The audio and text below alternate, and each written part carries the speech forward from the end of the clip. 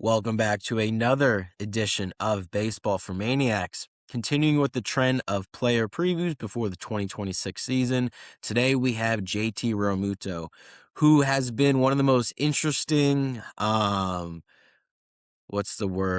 divisive players in this entire offseason. So obviously he was a free agent.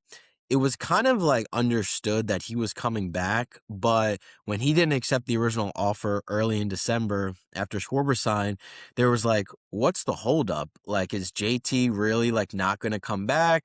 Most people kind of understood that his market simply wasn't there. And then the whole Bo Bichette saga happened to where everyone thought we were getting Bo Bichette, right? And you knew once you signed Bo Bichette that JT was going to go somewhere else. The Phillies even told JT's representatives that, hey, you might want to start looking at other options because if we sign Bo Bichette, we're not going to have enough money for you.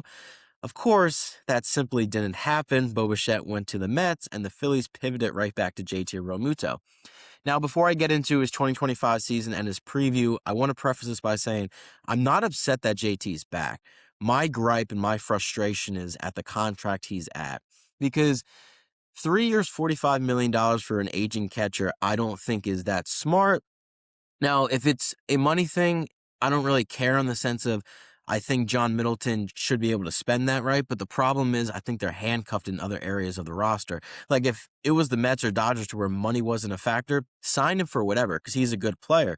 Similar to when I guess you can make an example like Michael Conforto went to the Dodgers last year for a 1-year, $17 million contract, and that blew up in their face. But it simply didn't matter because they have ungodly amount of money to where they can be willing to take that financial hit. I don't think the Phillies are able to do that to where if JT struggles mightily, I don't think that's going to be the case, but he's kind of been on a downwards trend. That could handcuff the Phillies from making moves in next offseason or the offseason after that. And it goes to the point like, okay, if JT did have a market of like 3 years, 45 from like other teams, like the Rays were in it, they weren't in it at that price. The Padres, just another team, right? If that was what was needed to get it done, I still probably would have looked to pivot somewhere else like a Harrison Bader, but I kind of would have understood it, right? Because the catching position is important.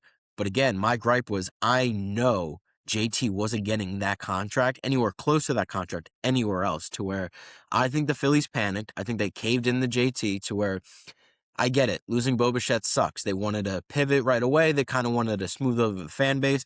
But in all reality, I think them pivoting to JT that same day pissed us off even more because it's like, look, guys, we brought JT back. We brought the same guy that is part of this core that hasn't gotten it done to where if they would have stood firm in their original offer, maybe up it a little bit to where it's like maybe 3 years, 36, right? I think there would be less frustration with the fan base to where I just think they didn't need to give him that contract. But nevertheless, they gave him that contract and he's going to be on the Philadelphia Phillies. Again, I'm not upset that he's on the Phillies because he is still one of the best catchers in baseball. Maybe a fringe top 10, maybe just outside the top 10, but he's still a great catcher. But let's get into his 2025 season. So he had a 2.5 WAR. He batted 257, 12 homers, 315 on base percentage with a 700 OPS. So it was his worst year as a Philadelphia Philly, and it really stems from his offensive struggles to where the only month he was electric was July. He had an 882 OPS in July, and he was tearing the cover off the ball. But then he went back to who JT is. Now, do I think this is JT for the rest of his career? I do to a degree. I do think that JT can improve from his offensive side slightly. I think the defense is always going to be there. I guess the main concern with JT besides his offense is his health. Now, he's been a workhorse behind the plate for the last 6-7 years with the Philadelphia Phillies. He posts up and he plays. Now, will that catch up to him? Father Time is undefeated, especially at the catching position. So that also is a concern with me of giving him 3 years, $45 million. Because if he's kind of already on the back end of his career, it's only going to get worse. But if he stays healthy, which is obviously the goal, and he still provides the defensive value behind the plate, he is still a very valuable asset to this big league team. And an interesting stat I'm sure some of you guys may know JT was terrible against left-handed pitching. And that's shocking because normally a right-handed hitter matches left-handed pitching. They're okay against righties. They kind of even out. But he had a 600 OPS against left-handed pitching in the 2025 season, and he had a 743 OPS against right-handed pitching, to where I don't think that's going to be the case this year. I think they'll even out a little bit to where he hits left-handed pitching a little bit better, to where it raises the floor of his overall stats. But JT, in a sense, this gets into my 2026 prediction. His main value is on the defensive side of the ball, right? The way he works with pitchers, the way he calls the game, like when JT's back there, they trust him with everything in their being. Zach Wheeler, I think he said he shook off JT Realmuto once in his career, and the guy hit a homer off of him. So Zach Wheeler's like, yeah, I'm never shaking off JT Realmuto ever again. And that is extremely valuable, to where it's like, I think when it was the whole Bo Bichette not signing with us, JT coming back, the contract, the frustration was how overblown the relationship with the pitchers got. Because here's the thing, you can always go one way too far, one way too less, to where I think it got overblown. It's extremely valuable, the relationship he has with Christopher Sanchez, Zach Wheeler, Aaron Nola, Jesus Luzardo, Andrew Painter coming up. It's very valuable. But I think Phillies fans need to understand Zach Wheeler's still going to be Zach Wheeler, whoever's behind the plate. Christopher Sanchez is going to be Christopher Sanchez, who's ever behind the plate. To where I get it. You needed to bring him back. I just don't like the contract that he's back at 3 years, 45. I think that's an overpay. And I think that's an overpay because there was no other market for him. But besides his defensive value, I think he just presents a calm presence behind the plate. He's the leader of the infield. He's the leader of the entire team when they're on the defensive side of the ball. So that pivots well into, I think, even if he continues to struggle offensively, the catching position in Major League Baseball is pretty weak, to where he didn't really have any options to pivot. You could say Marchand and Stubbs. That probably would have been a disaster, but I still would have rather had that if we would have brought in Bo Bichette, because if it was Bo Bichette or JT, I mean, there's no discussion. I'd rather have Bo Bichette. I also threw out the possibility of a Ryan Jeffers trade. Some fans came back at me saying, look at the defensive value. And I'm like, look, dude, Zach Wheeler, Christopher Sanchez, they're going to be fine with whoever's catching. Sure, they might take a dip defensively, but Ryan Jeffers' offensive production is much better than JT at this point in his career. And I think Jeffers is still on the uptick, and I think JT's on the downtick. But nevertheless, JT is the catcher. And the one thing with JT's defensive value that doesn't really get talked about, in my opinion, in baseball spaces, and this is on the negative side, is his framing.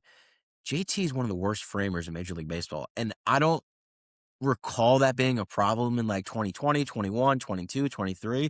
But I was watching all these games last year, and I'm like, JT would always like catch the ball and it would just drop like his glove. Like he wouldn't stick it. And I'm like, what's going on? It was so weird. I'm like, can you just catch the damn ball? To where, yes, his pop time's phenomenal. I think he's still second in the league behind Patrick Bailey. You don't run on JT. You're never going to run on JT. You shouldn't. It's stupid. But the framing, and it's like, ooh, that's pretty bad. Now, I think how this benefits JT is the ABS system is coming to Major League Baseball, to where framing will still be important, but it won't be as valued as it used to be, to where I think there's going to be a shift in defensive catching, to where they're going to start valuing hitting more than on the defensive side, to where if you have a catcher, let's say like Eduardo Tait, right? The Phillies prospect that we traded for Johan Duran, his mainstay is his bat, right? But the concern is, can he stay at the catching position when he eventually reaches the big league level? You put the ABS system in there to where you don't really have to worry about framing that much, because if you think it's a wrong call, you can challenge. Now, you only get 3 challenges, and this is going to be very exciting, how the managers, how the players, how the pitchers use those strategies, because we've seen it numerous times to where a batter will get a pitch called on the strike and they're arguing, they're yelling, but it was a strike. So like we're going to see a couple times this year where a batter is like emphatic that that was a ball. They go to the system, they challenge it, and it was a strike. Similar on the pitcher's end, similar on the catcher's end. They're going to get the calls wrong, to where, yes, the value of framing is going to decrease, but it's not going to be gone completely, because in the first inning, or the second, whatever. You don't want to waste a challenge. Let's say a catcher sticks it and it looks like a strike to everybody. If it looks like a strike to everybody and it's not, they're not going to challenge it. One, because it might be too close to risk losing your challenges in the first or second inning. So it still will have some value, but not as much as it used to. So I think that benefits JT and his production. But with the bat, I have him batting 260, 14 home runs with a 725 OPS for a 3 WAR. So I think his bat's going to improve a little bit from 2025. I don't think it's going to get any worse because if it does, boy, are we in trouble with this lineup. But I think JT's going to hit lefties better in 2026. I think he's going to have a little uptick in production. Now, JT, for me, I want him batting seventh or eighth. It's so funny because it's like you want Bone batting seventh or eighth.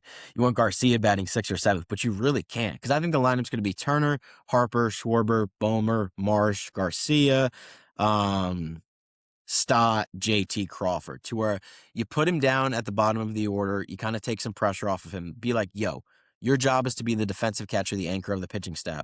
Your hitting is just extra, to where I could see that giving him an uptick in production, see a little bit more pitches at the bottom of the order. Teams are more likely to go after him compared to, the Harpers, the Swarbers, the Turners of the world. So I think the production will be upticked a little bit. But, I mean, what JT is going to provide value-wise is he's going to be great with the pitchers. He's going to be a great defensive catcher in the sense of pop time, throwing runners out. Framing is a little bad, but like I said, with the ABS system, I think that's not going to be too much of an issue anymore. So I'm happy JT's back. Like I when I had my rant on him bringing it back, it had nothing to do with the player or coming to the team. Because if money wasn't a problem, dude, I don't care what you're getting paid. You're on the club. You're a positive asset to this Major League Baseball team, which JT Realmuto is. It was just the contract details. It was the money that we used on him that we could have used somewhere else, like a Harrison Bader. That's where the frustration lies, not with JT. And I'm excited to see what JT does because the thing about JT, man, he works hard. He prepares, he prepares, he prepares.